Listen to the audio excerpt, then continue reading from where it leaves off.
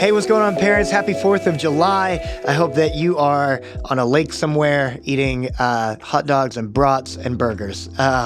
You're listening to this podcast on 4th of July, or maybe not, maybe sometime this week.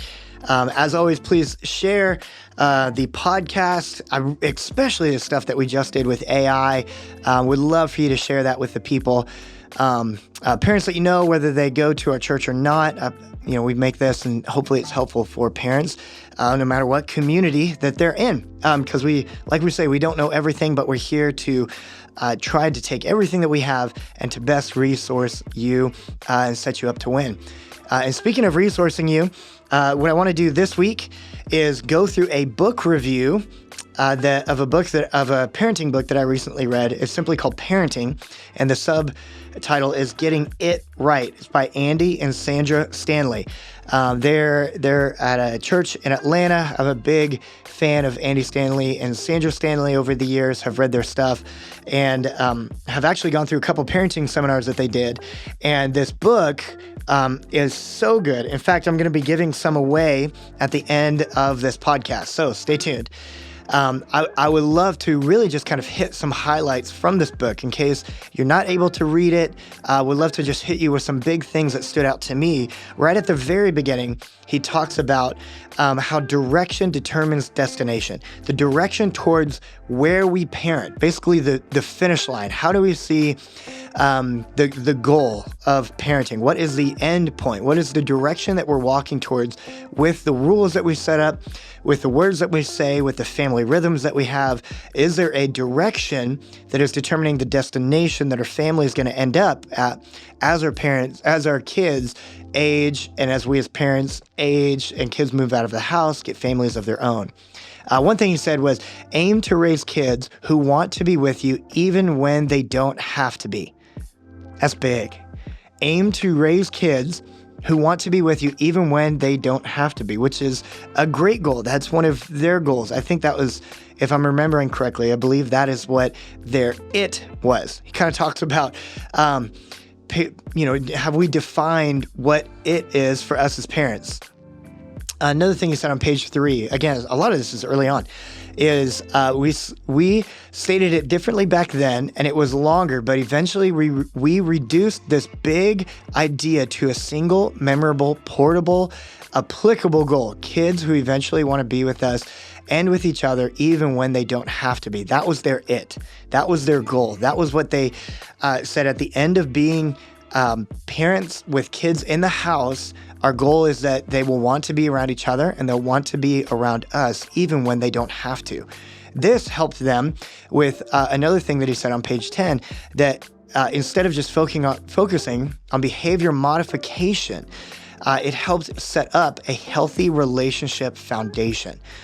Instead of just focusing on you need to change your behavior, they kind of tweak the lens of, I don't want you just behaving correctly through whatever point of view that is. I want to have a healthy relationship with you. One thing he said, which I thought was crazy, I don't know how him and Sandra how this played out in the moment, but they said, never argue with your children. Arguments are for peers. An argument is like this debate. It's with peers. It's, hey, this is the rule. Now, again, I would love to see how that actually played out in the family, because, to some degree, you can't tell your kids, don't ever talk to me about a rule or about a thought or about anything. Because if you only shut down, which I'm sure they didn't just shut down every kind of thing that was brought up. In fact, in the next part of the book, they talk about connecting over correcting, this idea of connecting with your kid more than you correct your kid. And they kind of talk about different phases too. So all of this has age ranges and everything. Again, it's a fantastic book, Parenting, Getting It Right. One thing they said was get interested in what interests them. We talk about that too. You've heard us say on the podcast to become a student of your student.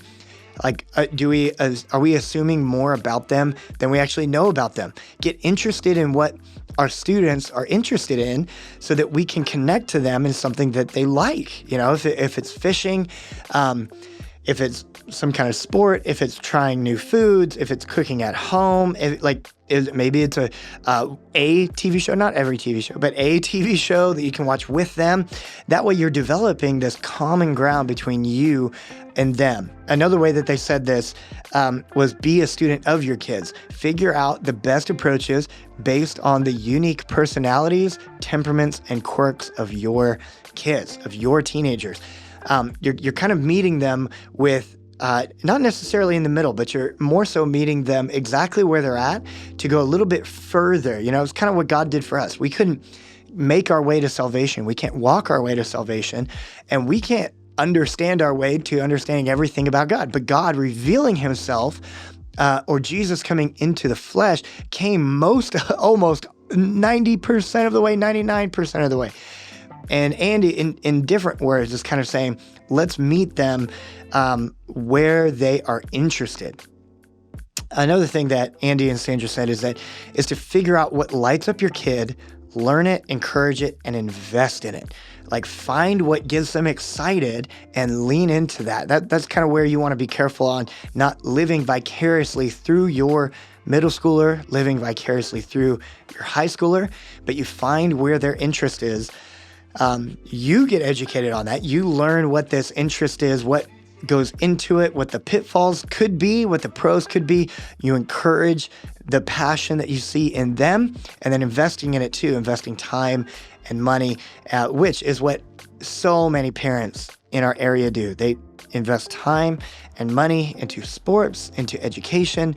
And so maybe this could just be a reminder of, if you haven't observed your child lately, look and make sure you still know what lights them up. Or maybe it's something they thought was going to interest them, but now it has changed and now they see it completely differently. All right, last thing for today is, before I talk about the giveaway, is one thing that they said on page 78 is that the goal of discipline is to teach your child how to restore the relationship that they damage. The goal of discipline is not to completely stop every single bad behavior. Although I think if we focus on restoring relationships, that over time fixes behavior, because when we focus on how our actions affect other people and hurt other people, then that, discipline by and large focuses a lot on that. You hurt your brother, you lied to your mom, you lied to me, you did this when we talked about this. But then do we get the second part of that, which is restoration? Do we lean towards restoration as well? Hey, this is how the relationship was broken, teenager, when you did this. Now, how do we restore the relationship? I love that point of view when it comes to discipline. And that is something that I want to do more of with every relationship in my life. When I mess up, when I hurt, even unintentionally, when I fill in the blank, I want to get better at working on restoring the relationship, not just addressing the behavior. Now, the giveaway for these books, I've got 5 copies that I would love to give away. And the way to do this is just simply reach out to me, email, Instagram. I know a lot of people have my phone number. The first 5 people to message me and say, I want to grow. That's it. All you got to do is message me and say, I want to grow. You can do that on Facebook, the parent Facebook page, my Instagram, which is at Will M. Perry, or you can shoot me an email at wperry@hopefellowship.net.